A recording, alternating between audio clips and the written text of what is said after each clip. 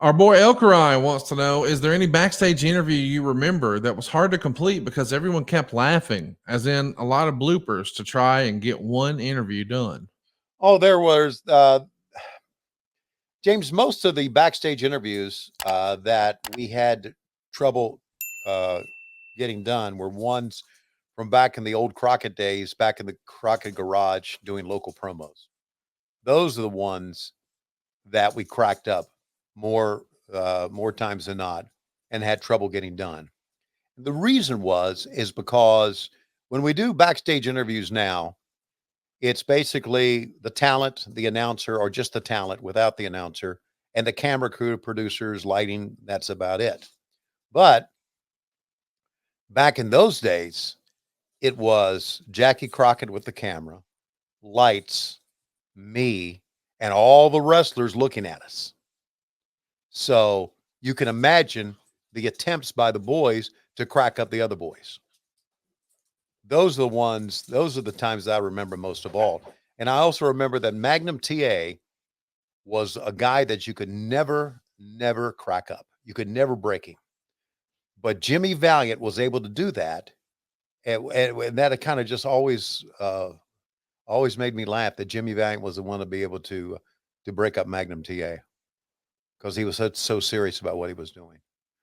So yeah, the those breakups were mostly, and the ones I remember were mostly from back in the Crockett days when I called the garage, but that was an old garage that they made into a studio, and that's where we did them. And those things were, and of course, what also made it kind of funny was we had so many to do, and the guys had to get on to a town that night, which normally on a Wednesday night was Raleigh in the Dorton Arena. So we're in Charlotte. They got to go to Raleigh, and we're talking about maybe 1, 2, 3 hour trip, maybe 3.5 hour, probably 3 hour trip to Raleigh, 2.5. So they didn't want to stay in the studio all day. They wanted to get on the road. And the more you get messed up, the more you had to delay getting them all done. So it was pretty funny seeing them uh, break up laughing and then get pissed off that they had to get on the road. It was very unique. It was a very unique day. And if I think about all the things that I did in wrestling, that probably sticks in my memory more than anything else, being backstage in the garage at the Crockett's doing local promos. Because that's where I first that's where kayfabe was first broken in front of me. And that's where went. I've said this before, and it's even in the Butts and Seats comic book. I literally, my career literally walked from one side of the door to another side of the door. That door opened up, and my life changed from being a wrestling fan to now being a part of wrestling and being and not being kayfabed anymore. Well, we're glad you're not kayfabing us here tonight. We're live here on YouTube at WHWMonday.com. If you've got a question for Tony, hit us with it now and we will try to get to it. Vegas Chiefs Kingdom wants to know, when you were in the WWF, was there a wrestler that never went to WCW that you think would have done well in WCW? Who would have done well that never made the jump, Tony? Wow. I need to think about that because first thing I think of, or I start thinking about, yeah, that guy. But then those guys ended up like in the '90s, right, going to WCW, like Randy Savage, like Hulk Hogan, like Mr. Perfect, Kurt Hennig. Um, I'd like this is going to be a kind of a one-off thing. I'd like to think Tito Santana would have done well. Oh, wow. Okay.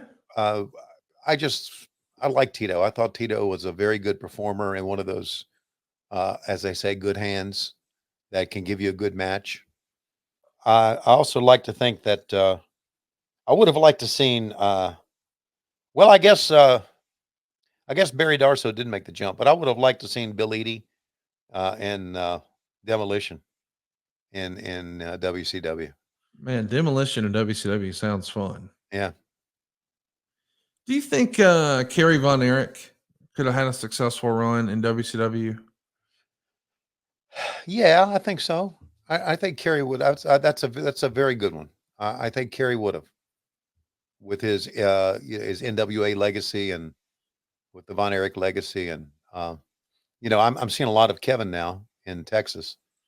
And I remember interviewing Kevin and David before David passed away back in the Crockett days. And yeah, I think so. I think Kerry would have. Because, man, Kerry looked great, right? Jeez. He was phenomenal.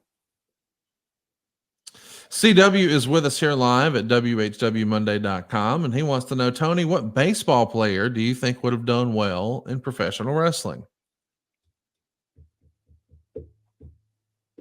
Wow. I don't know.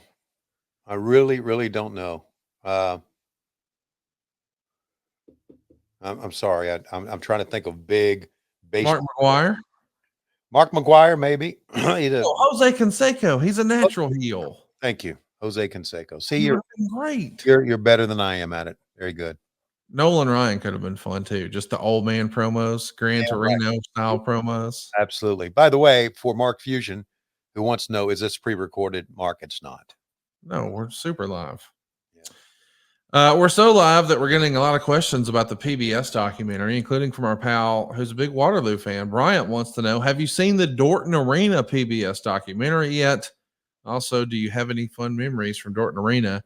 Tony, I think this is called We Walked with Giants or something like that. It's a PBS documentary on Dorton Arena, which is one of the more beautiful arenas, but maybe not everybody loved working in there. Tell us about it. Hated Dorton Arena. And the reason I hated Dorton Arena was it's beautiful. It has a lot of glass. It had no air conditioning. And we were absolutely freaking miserable working Dorton Arena. They put fans in front of us and everything, and it still didn't cool us down. It was, and you couldn't I never thought that that wrestlers could survive in that heat because it was tough for announcers. Well, that place was it was hot, it was humid, it was sticky. And even though Raleigh, I thought was a great wrestling town, no, I just thought it does not, I do not have fond memories of Dorton Arena at all. Michael Eldridge, an OG fan here of WHW Monday, wants to know, since Tony isn't ever going to do Tony Reed's rap, and Peacock has censored you and Conrad, can we get a lot more of you and Conrad doing voiceovers? Miss you seeing at those Georgia-Tennessee baseball games. Yeah, chat me up. Do you want to do some more voiceovers? And why won't you do Tony Reed's rap? Why are you an old fuddy-duddy? Because I'm an old fuddy-duddy. Just, I think there's just a handful of people like Michael, like DJ Turnup, like you, that want to hear me read rap. Yeah, it's great. Yeah. So, and for you guys, I will not do it. Just because you don't like us personally? That could be part of it, but yes, that's what I thought. Yeah, but no. Kevin Dunlop wants to know, Tony, do you ever hear Conrad's voice creep into your thoughts, busting your balls while you're live on TV? I sure do.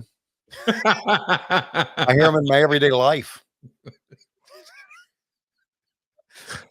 I love that. That's become my calling card for you. Yeah. Oh, if Conrad were here, he'd make a dunk on me for that. Yeah. Lois sometimes be giving me shit, and I'll hear Conrad's voice in my head say, and I'll go, no, I'm not going to say that. Yeah. It's a good call. It's a good call. Right. You know, after 48 years, we like staying married. Jason says, Buff Bagwell told the story where they almost had to cancel a Nitro because Scott Steiner wrecked his car into a utility pole and knocked the power out for an arena. Any recollection of this? None at all. None.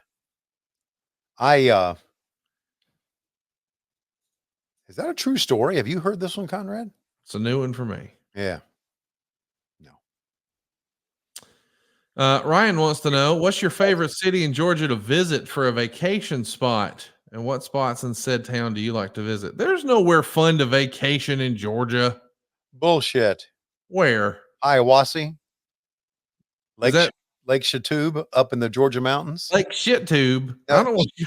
What? I don't want. It didn't sound fun. It didn't sound fun. Okay. No, Lake Shittube. It doesn't sound fun at all. Lake Shatube. I don't. Chattooga. No, Chatuge. Chattooga. that's not even how you spell it. Okay. It's a great place. As a matter of fact, Lois and I thought about even getting a place up in Chattooga. Yeah, I have to take your word for it. Okay.